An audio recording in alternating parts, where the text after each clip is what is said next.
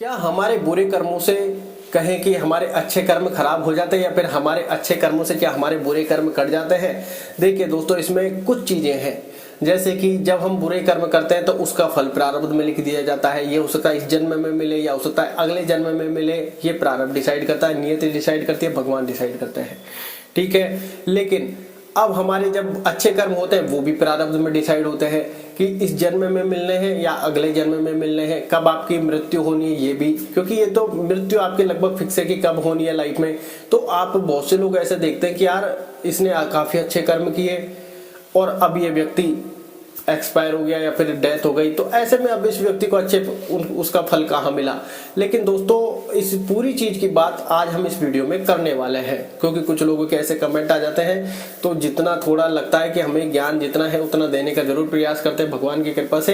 तो थोड़ा सा आप भी जरूर इसमें समझें कि जब हमारे बुरे कर्म हम करते हैं तो हमें दुख भोगने पड़ते हैं, और जब हम अच्छे कर्म करते हैं हमारे प्रारब्ध में वो भी लिख दिए जाते हैं। जब वो सुख का समय आता है हमको मिल जाते हैं।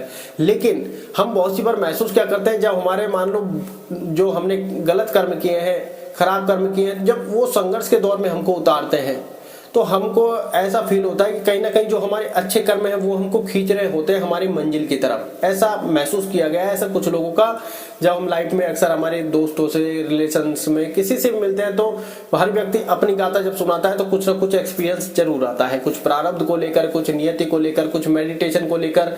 कुछ लोग मेडिटेशन को बताते हैं कि उस समय ध्यान ने मेरी किस तरह हेल्प की, मन शांत रहा और उतना ही ज्यादा मैं संघर्ष कर पाया। देखते हैं कि और बहुत से लोग कहते हैं कि जीवन में मुझे समझ में नहीं आ रहा था क्या करूं, लेकिन मैं धीरे धीरे वहां तक पहुंच गया। तो वो नियति का खेल था, अच्छे कर्मों का खेल था कि वहां तक खींच के ले गए। कुछ लोग ऐसे कहते हैं कि व्यक्ति ने हमारे सामने जीवन भर अच्छे कर्म किए लेकिन उसका फल उसको नहीं मिला। बहुत से लोग डेथ हो जाती है या फिर कोई, आप देखोगे कि जो उसके पूर्व जन्म है, पूर्व जन्म के जो कर्म है वो सबसे पहले आते हैं। वो सबसे पहले आता है कि भाई जो पिछले से चलते आ रहा है प्रारब्ध, उसी को तो कहते हैं जो पूरा लेखा जोखा है वो चलता रहेगा।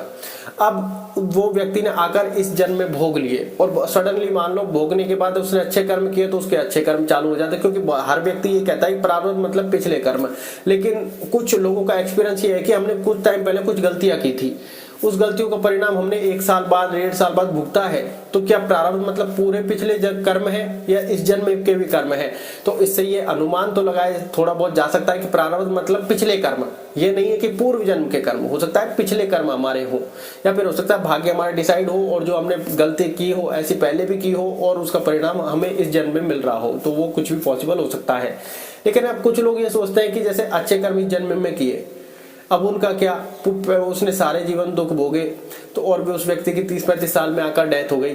देखिए दोस्तों, अगर उसने अब यहाँ पर अच्छे कर्म किए और पिछले कर्म भोग लिए, क्या पता उसको मोक्ष की प्राप्ति हो गई हो अच्छे कर्मों की वजह से, पहली बात। लेकिन अब आपको लगता है कि ऐसा, आपको लगता है कि बुरे कर्म उसने भुगत लिया पूरे जीवन भर, बुरे कर्म उसने देखे हैं, अच्छे कर्म हमेशा किए हैं। तो बहुत सी बार ये चीजें होती है कि क्या उस फैमिली में रहकर उसका भाग्योदय हो सकता था या उसका भाग्योदय किसी और फैमिली के साथ लिखा हुआ है। क्योंकि ऐसा हमने भी यहाँ पर कुछ ऐसे मित्र होते हैं, यार होते हैं, जो हम भी ये देखते हैं कि यार जीवन भर इसने तो भगवान की पूजा पाठ की, इतने अच्छे कर्म किए, किसी के साथ बुरा करता देखा नहीं, कोई इसमें ऐब नहीं, और उसकी सडनली डेथ हो जाती है, कोई और कारण होता है। लेकिन हम ये देखते हैं कि ऐसा, जब ये किसी व्यक्ति ने हमें कमेंट भी किया था, हम उसके बड़े धन्यवाद करते हैं कि ऐसा कमेंट हुआ।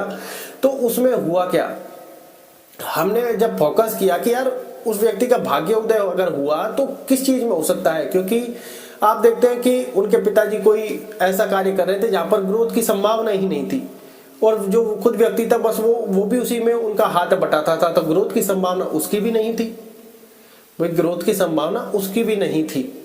ऐसे में जब उस व्यक्ति के साथ इतने सब कुछ मतलब सारी चीजें हुए, पूरे जीवन अच्छा कर्म किया, तो क्या पता उसने वो जो पूर्व जन्म का प्रारब्ध वो सारा भुगत लिया हो, अब उसका भाग्य उदय होने वाला हो, लेकिन वो भाग्य उदय किसी और के साथ लिखा हुआ हो। क्या पता वही उसकी फैमिली में कुछ बनकर आए आगे, या फिर हो सकता है वो कोई उसकी फैमिली में से हट गया हो और किसी और रूप में आ जाए, या फिर किसी और के साथ उसका भाग्य उदय लिखा हो। क्योंकि ऐसा कुछ लोगों का अनुमान भी है, और ऐसा कुछ लोग कहते भी है कि सारे जीवन जब अच्छा कर्म किया तो वहां पर उसकी पोटेंशियल नहीं थी, मतलब उसकी ग्रोथ वहां पर थी नहीं। कारण कि जैसे हम करते क्या है, जैसे मान लो हमारा काम है कि हम रिजाई में मान लो एसी चलाए या फिर सर्दियों का टाइम है, सो गए। अब हमने यहाँ पर पूरे जीवन अच्छा कर्म किया है, हमने यहाँ पर पूरा जीवन अच्छे कर्म किया है, अब उस अच्छे कर्मों का फल कैसे मिलेगा? क्योंकि यहाँ पर ग्रोथ ही हमको नहीं दिख रही। हम किसी ऐसे पर्टिकुलर फील्ड में या तो संघर्ष ही नहीं कर रहे, या फिर उसकी ग्रोथ कहीं ना कहीं आगे जाकर रुक जाएगी, या हो सकता है उसको इतना धन या फिर इतनी अपार सफलता मिले और वो काम ऐसा कर रहा है जिसमें ग्रोथ नहीं है। कुछ भी ऐसा हो सकता है, फिर उस व्यक्ति का भाग्य किसी और के साथ उदय हुआ लिखा हो, या फिर कुछ ऐसा हो कि व्यक्ति को जो कर्म यहाँ तक भोगने थे वो उसने भोग लिया, उसके बाद वो कहे कि भगवान को प्यारे हो गए, उसके बाद या तो उनका और जन्म लिखा, या हो सकता है मोक्ष की प्राप्ति हो गई। तो अनुमान काफी सारे हैं, लेकिन जितना एक्सपीरियंस किया है ऐसा हमारे साथ भी लाइफ में जब हम थोड़ी दूरदृष्टि या जीवन में जाते हैं तो हमने ये महसूस किया कि उस व्यक्ति के जीवन में कोई व्यक्ति ऐसा है जो कार्य नहीं कर रहा है, या फिर ऐसा है कि कार्य कर रहा है लेकिन उसकी ग्रोथ नहीं है। अब पूरे अच्छे कर्मों का फल देने की जब बारी आती तो उस फल की गुंजाइश ही नहीं है। तो नियति को जितना वहां पर बुरे कर्म करवाने होते हैं वो करवा लिया। या फिर बहुत से लोग ये भी बोलते हैं कि जितना इस व्यक्ति के साथ दाना पानी लिखा था पूर्व जन्म में, हो सकता है इस व्यक्ति का ऋण इसके ऊपर हो, इस व्यक्ति का ऋण इसके ऊपर हो, तो सिर्फ इनको ही चुकाने आया हो कि जीवन भर इसने अच्छे कर्म किए लेकिन जीवन भर कष्ट में जीवन जिया, तो हो सकता है वो ऋण ही वहां पर चुका हो। तो जीवन में अनुमानित बहुत सारी चीजें हैं, लेकिन क्योंकि यहाँ पर कोई भगवान नहीं है और कहे कि हम इतने ज्ञानी नहीं है, या फिर कहें कि हम तो अज्ञानी मनुष्य हैं, हास्य, क्योंकि व्यक्ति क्या है, व्यक्ति का स्वभाव होता है। लेकिन जितना एक्सपीरियंस, जैसे बहुत सी बार हम कहते हैं जब संघर्ष की लड़ाई चल रही थी वहां पर हमको मेडिटेशन मिला। अब क्यों मिला ये हमारे समझ में नहीं आया, उसके बारे में हमने बताना चालू किया, करना चालू किया। अब ये हमारे लाइफ के लिए, अभी के लिए, आगे के लिए कितना बेटर है ये तो प्रारब्ध ही जानता है, या फिर क्या पता ये पर्टिकुलर हमारी फील्ड बन जाए। क्योंकि हम लगातार जब संघर्ष के मैदान में टिके रहे तो नियति को कहीं तो ले जाना था। तो ऐसे में अनुमान लगाना बड़ा मुश्किल है और इन चीजों का जवाब देना बड़ा मुश्किल है। क्योंकि जब व्यक्ति के साथ बीतती है, व्यक्ति यह अनुमान लगाता है कर्म अच्छे किए, लेकिन प्रारब्ध में कितने कर्म हमारे पूर्व जन्म के हैं, कितने कर्म हमारे इस जन्म के हैं, ऐसा कोई जवाब नहीं देता। कुछ लोग कहते हैं कि पिछले कर्मों के अनुसार हमें फल मिल रहा है, कुछ लोग कहते हैं पूर्व जन्म के अनुसार हमें फल मिल रहा है।